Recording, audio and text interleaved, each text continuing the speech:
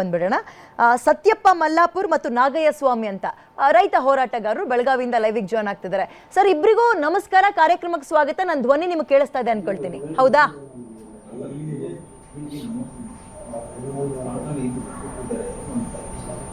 Hello, okay, fine fine fine.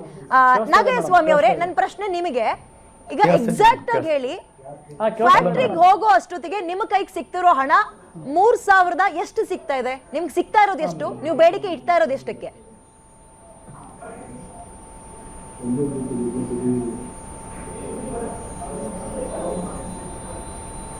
ನೋಡಿ madam, ನಾವು ಹೇಳ್ತಾ ಇರೋದು 3,000 ಅಂತಂದ್ರೆ 3,000 ಕೊಡ್ತಾರೆ ಅವರು.